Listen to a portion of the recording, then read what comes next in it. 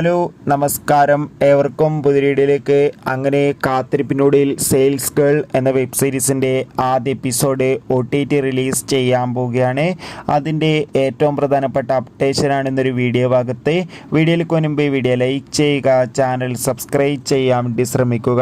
ഈ വരുന്ന സെപ്റ്റംബർ മാസം ധാരാളം ചിത്രങ്ങൾ OTT റിലീസ് ചെയ്യുന്നു.